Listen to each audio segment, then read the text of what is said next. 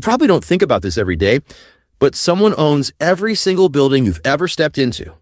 And those people, they're not just rich, they're getting richer every month. Here's the truth. Real estate has made more millionaires than any other investment in history. And the best part, you don't have to be a millionaire to start. Today, we're breaking down the 9 levels of real estate wealth, starting from absolute zero, no cash, no experience, all the way to building an empire. Welcome to Finance for Teenagers, where future millionaires learn how money really works. Let's go from broke to building blocks of wealth. At level 1, room by room manager. Let's start simple. If you live with roommates, you're already in the game. Take charge, handle rent payments, utilities, and organize who does what. When you take responsibility, you start learning the 3 golden P's of real estate: people, payments, and property. Ask for a small rent discount or a management bonus. You're not just saving money, you're learning how landlords think. This is the training wheels stage of real estate, 0 risk, but all the lessons. Level 2, the house hack. Now you're ready to move out and level up.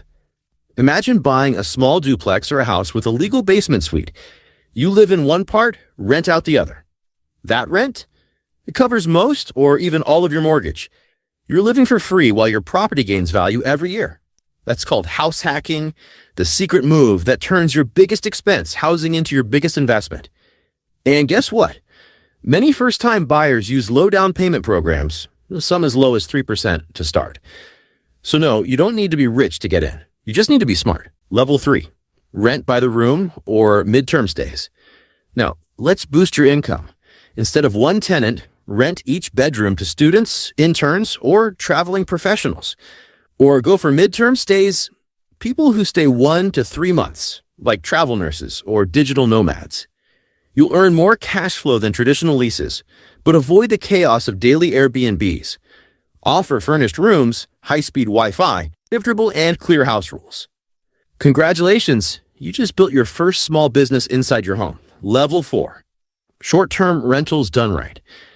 Everyone wants that Airbnb money, but most fail because they treat it like a hobby, not a business. So do it right. Pick a theme: cozy cabin, minimalist studio, or gamer den. Take professional photos. Yes, that matters. Automate cleaning and messages with smart tools. Track your reviews and stay compliant with local laws. Even if you can't buy your own property yet, you can still co-host someone else's listing, handle their guests, and earn a 10 to 20% management fee. This is your first taste of passive income. Level 5, the BRRRR engine. Here's where the game changes. It's called BRRRR: buy, renovate, rent, refinance, repeat. Let's break that down. 1, buy a property that's underpriced, maybe it's outdated, needs paint, or the owner just wants out fast. 2, renovate it, new flooring, fresh kitchen, maybe add a bedroom in the basement. You're forcing value into the property. 3, rent it out. Now the house generates stable monthly income. 4, refinance it.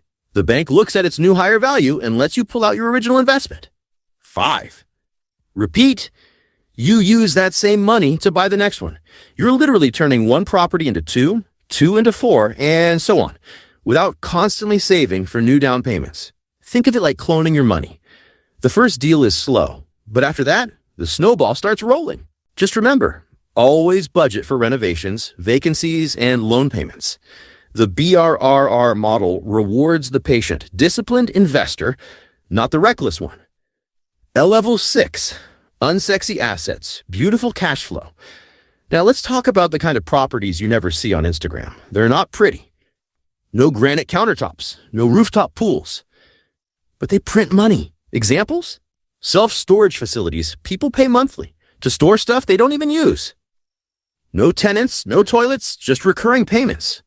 Mobile home parks, you own the land, not the homes. Residents maintain their own spaces and turnover is super low. RV and boat storage, outdoor parking with fences and cameras. Cheap to build, consistent to run. Why do the rich love these?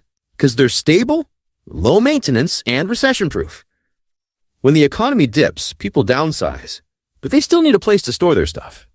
These boring investments often outperform luxury condos or downtown apartments. So don't chase shiny objects. Chase cash flow. Level 7, small commercial properties. Ready to think bigger?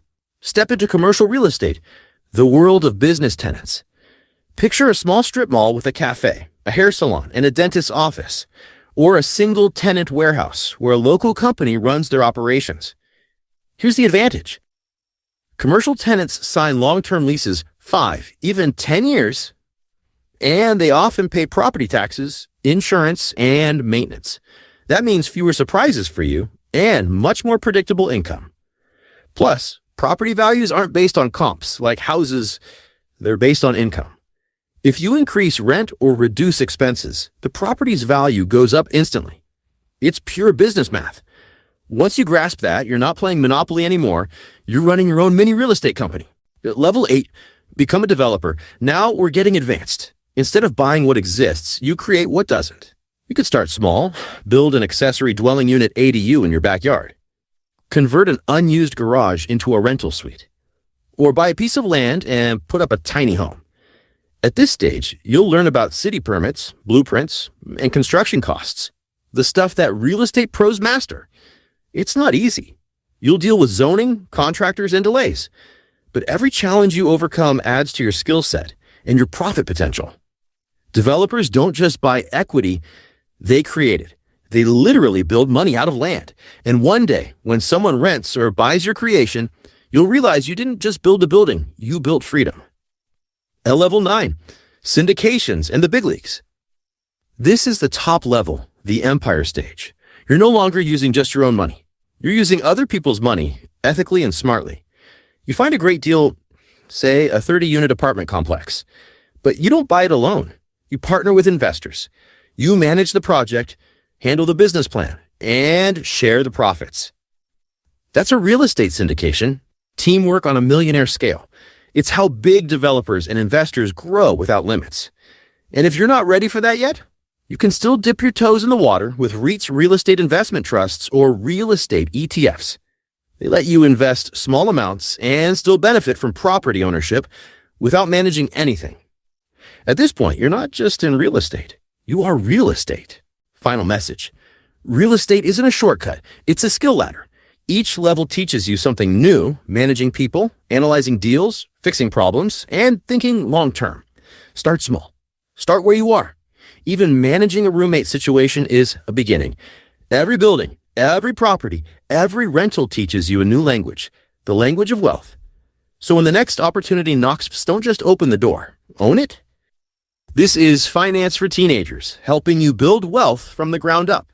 Hit like, subscribe, and stay tuned for the next episode, because next time, I'll show you how to analyze your first real estate deal in just 10 minutes.